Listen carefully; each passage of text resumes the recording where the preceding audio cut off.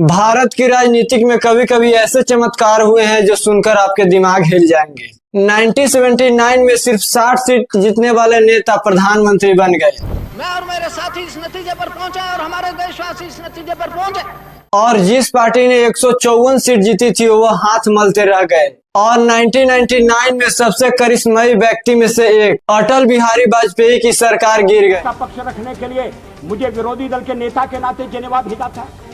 वो भी किसी बड़े घोटाले से नहीं बल्कि सिर्फ एक वोट से। जरा सोचिए कि जब 60 सीट 18 सीट और एक वोट भारत के प्रधानमंत्री तक के बदल डाला, तो आज की मोदी सरकार जिसने 400 पार के नारा लगाया था लेकिन 240 सीटों तक सिमट कर रह गई, वो क्यों नहीं गिर सकता है। स्पेशली बीजेपी के सीट को देखें तो वो 240 और पूरी तरह नीतीश कुमार और चंद्रबाबू नायडू जैसे नेता के सहारे टिके हुए हैं। तो क्या मोदी सरकार भी इतिहास की तरह अचानक से गिर सकते हैं? क्या 2025 का बिहार चुनाव बिहार तक ही होगी या फिर उसका गूंज सीधा दिल्ली के कुर्सी तक जाएगी? क्या नीतीश कुमार और चंद्रबाबू नायडू जैसे नेता जो मोदी सरकार के रीढ़ की हड्डी हैं, कल को पलटी मारकर खेल पलट सकते हैं? सबसे बड़ा सवाल, क्या मोदी सरकार 5 साल पूरा कर पाएगी या फिर इतिहास एक बार फिर से दोहराने वाला है? आइए समझते हैं आज के इस वीडियो में पूरी सच्चाई। नरेंद्र मोदी जी पूरा हिंदू समाज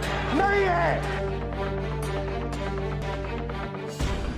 इससे पहले कि मोदी सरकार और बिहार चुनाव की बात करें, चलिए जरा पीछे चलते हैं कि ऐसा नजारा इतिहास में पहले भी देखने को मिला है। 1975 में प्रधानमंत्री थी इंदिरा गांधी। उनके ऊपर इलाहाबाद हाई कोर्ट में केस चला। आरोप था कि 1971 के चुनाव में गड़बड़ी हुई है। कोर्ट ने फैसला सुनाया कि इंदिरा गांधी का चुनाव रद्द किया जाए, मतलब उनकी संसद की कुर्सी चली जाएगी और प्रधानमंत्री की पद भी खतरा में आ सकता है। इंदिरा गांधी ने हार मानने की बजाय एक बड़ा कदम उठाया। उन्होंने पूरे देश में इमरजेंसी लगा दिया। अब इमरजेंसी लगाते ही देश का हालात बदल गया। विपक्षी नेताओं को जेल में डाल दिया गया, अखबारों पर सेंसरशिप लग गया, मतलब कि कुछ भी छापने से पहले सरकार से इजाजत लेनी पड़ती थी। आम लोगों की आजादी छीन गई।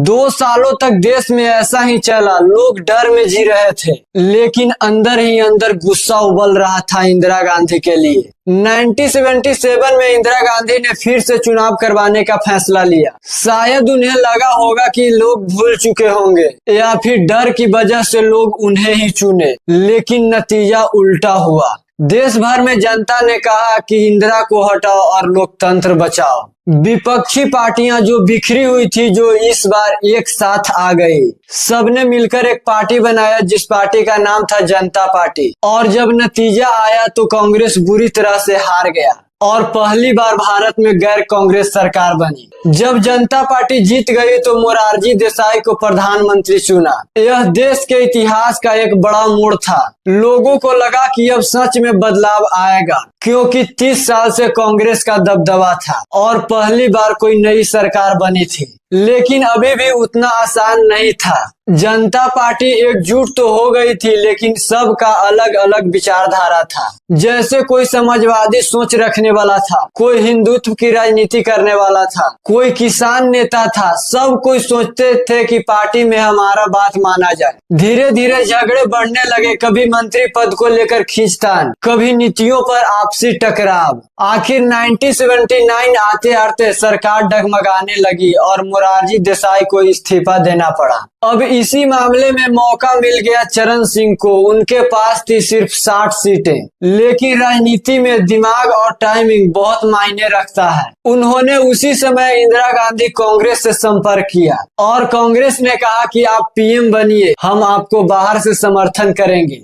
बस फिर क्या था, 60 सीटें वाला नेता प्रधानमंत्री बन गया। लेकिन राजनीति में भरोसा करना सबसे बेवकूफी वाला काम होता है। कांग्रेस ने समर्थन का वादा किया था, लेकिन जब बहुमत साबित करने का समय आया तो उन्होंने हाथ पीछे खींच लिया। नतीजा यह हुआ कि चरण सिंह संसद में साबित नहीं कर पाए और उन्हें इस्तीफा देना पड़ा। अब आप जरा सोचिए कि जिस देश में 60 सीट वाला नेता प्रधानमंत्री बन जाए और 200-300 सीट वाले पार्टी किनारे में बैठ जाए, वहाँ राजनीति में कुछ भी नामुमकिन नहीं है। इतिहास हमें सिखाता है कि सरकार हमेशा बड़े दल से नहीं गिरते, कभी कभी छोटी पार्टियां और क्षेत्रीय नेता भी पूरी खेल को बदल देते हैं। अब बिहार की चुनाव की सिचुएशन क्या हो सकता है और दिल्ली के कुर्सी बेस पर क्या असर पड़ सकता है, इसे अच्छे से समझने के लिए हम चलते हैं 2024 के चुनाव की तरफ। लोकसभा चुनाव की वोटिंग 19 अप्रैल 2024 को शुरू हुआ था। लोगों को बड़ा उम्मीद था, बीजेपी ने 400 पार का नारा शुरू कर दिया था। हर कोई सोच रहा था कि मोदी जी फिर से रिकॉर्ड तोड़ेंगे, लेकिन हकीकत कुछ और ही था। चुनाव से पहले बीजेपी ने खुद मीडिया एग्जिट पोस्ट में दिखाया कि शायद इस बार 401 सीट मिल जाएगी। जनता और विरोधी दल को भी यही लग रहा था कि मोदी सरकार फिर से सुपर स्ट्रॉन्ग बनकर आएगी। लेकिन जब रिजल्ट आया 4 जून 2024 को, तो सबको झटका लग गया। बीजेपी को मिला 240 सीटें और कांग्रेस को मिला 99 सीटें।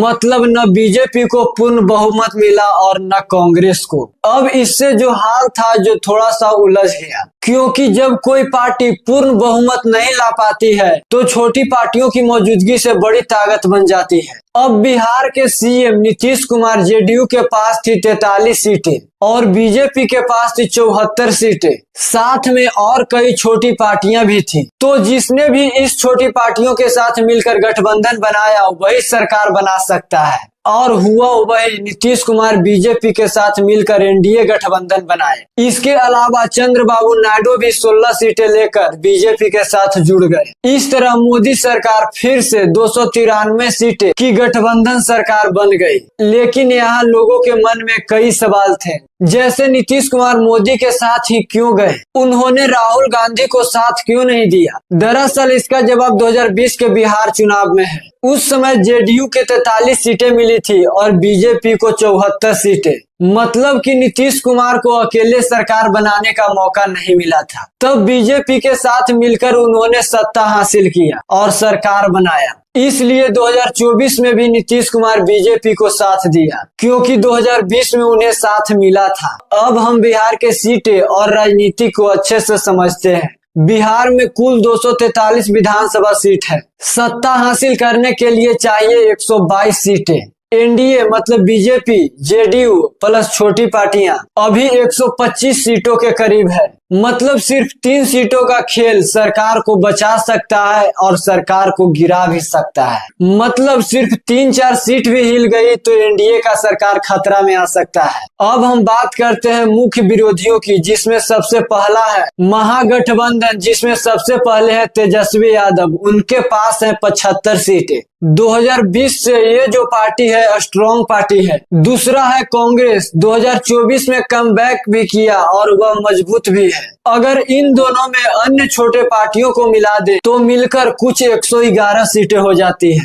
मतलब एनडीए का भीड़ महज बहुमत में है और महागठबंधन का धीरे धीरे नंबर बढ़ रहा है। तेजस्वी यादव बिहार में सबसे बड़ी पार्टी रहे हैं। मतलब 2020 में उन्हें 75 सीटें मिली थी और 2015 में उन्हें 80 सीटें मिली थी। यानी जनता ने उन्हें लगातार भरोसेमंद नेता माना है और वोट भी दिया है। और अब जब कांग्रेस भी कमबैक कर रही है तो महागठबंधन की ताकत तेजी से बढ़ रहा है। लोग सोच रहे हैं कि इस बार शायद तेजस्वी यादव भी सीएम बन सकते हैं। 2024 के लोकसभा चुनाव में कांग्रेस को 99 सीटें मिली थी। मतलब पार्टी कमजोर नहीं है और बिहार में कांग्रेस और महागठबंधन एक साथ चली तो एनडीए के लिए खतरा साबित हो सकता है। अब सबसे बड़ा सवाल है नीतीश कुमार, क्योंकि उन्हें ही तय करना है कि बीजेपी के साथ रहें और एनडीए गठबंधन बचाएं या फिर कांग्रेस और महागठबंधन में जाकर अपनी सत्ता बनाएं। अगर वो महागठबंधन में चले गए तो एनडीए की सीट सीधे कम हो जाएगी और मोदी सरकार की कुर्सी हिल सकती है। नीतीश कुमार एक और दावा खेले, जिसमें महिलाओं के खाते में 10,000 रुपए डालने की योजना बनाए। अब लोग सोचने लगे कि भाई इतनी बड़ी रकम क्यों, लेकिन असल में नीतीश कुमार समझ रहे हैं कि एनडीए की सरकार गिरेगी, इसलिए नीतीश कुमार वोटर को लुभाने के लिए यह कदम उठाया। मतलब इससे यह पता चलता है कि नीतीश कुमार का दिमाग अभी पैनिक मोड में है। आप जरा सोचिए कि तेजस्वी यादव के सबसे मजबूत पार्टी है और कांग्रेस भी कमबैक कर रही है। मतलब नीतीश कुमार के फैसले एनडीए गठबंधन के लिए खतरा साबित हो सकता है। मतलब बिहार का चुनाव सिर्फ बिहार के लिए नहीं है, बल्कि पूरे केंद्र सरकार की किस्मत यही तय करेगा। और अगर बिहार चुनाव में एनडीए कमजोर पड़े और महागठबंधन मजबूत हुआ तो सबसे पहला कदम होगा नीतीश कुमार का पलटी। इतिहास गवाह है कि नीतीश कुमार कई बार पाला बदल चुके हैं। 2013 में बीजेपी को छोड़े, 2015 में लालू कांग्रेस के साथ गए, 2017 में फिर बीजेपी लौट गए और 2022 में फिर महागठबंधन। यानी पलटी मारना उनके लिए नई बात नहीं है। ऐसे में अगर माहौल बदल गया तो नीतीश कुमार महागठबंधन में जाकर फिर से मुख्यमंत्री बन सकते हैं। और बिहार की 40 सीटें हैं लोकसभा में, इनमें से लगभग एनडीए के पास 30 प्लस सीटें हैं। अब अगर नीतीश कुमार पलटी मारेंगे तो कम से कम 12 सीटें एनडीए से इंडिया अलायंस में चली जाएगी, मतलब राहुल गांधी के खाते में चले जाएगी और इससे मोदी सरकार की आंकड़ा गिर सकता है। अब हम आते हैं दूसरी बड़े खिलाड़ी चंद्रबाबू नायडू की तरफ। उनकी पार्टी डीटीपी के पास 16 सीटें हैं और वह एनडीए के साथ हैं। लेकिन द हिंदू और इंडिया एक्सप्रेस जैसे रिपोर्ट बार बार दिखा चुकी है कि नायडू की राजनीति हमेशा पावर ब्लेंडिंग की तरफ रही है। मतलब वो हमेशा उसी तरफ रहते हैं जहां उन्हें बड़ा फायदा हो। अब अगर राहुल गांधी और इंडिया अलायंस उन्हें प्राइम मिनिस्टर या डिप्टी सीएम की बड़ी ऑफर डील करे तो नायडू एनडीए छोड़कर पलटी मार सकते हैं। और इस सिचुएशन में चंद्रबाबू नायडू जैसे नेता, जिनके गिनती सीटों से कम है लेकिन अहमियत बहुत ज्यादा है, अब तय करेंगे कि दिल्ली की गद्दी पर कौन बैठेगा। और राहुल गांधी समझदारी दिखाकर खुद को पीएम पद से पीछे कर देते हैं और नायडू या किसी क्षेत्रीय नेता को आगे कर देते हैं तो वही 1979 वाली कहानी दोहराई जा सकती है। इतिहास गवाह है कि भारत में राजनीति सीटों से कम और चालों से ज्यादा चली जाती है और यही चाल आने वाले महीनों में पूरे देश की भविष्य तय करेगा। अब असली सवाल यह है कि नवंबर 2025 में बिहार का चुनाव सिर्फ बिहार तक सीमित है या फिर यह पूरा हिंदुस्तान हिला देगा और मोदी सरकार की तीसरा टर्म को अधूरा छोड़ देगा। आपकी क्या राय है कमेंट बॉक्स में जरूर बताएं और वीडियो पसंद आया हो तो वीडियो को लाइक शेयर और कमेंट जरूर करें और वीडियो पर नए हैं तो चैनल को सब्सक्राइब जरूर करें। मिलते हैं अगले वीडियो में। बहुत बहुत धन्यवाद।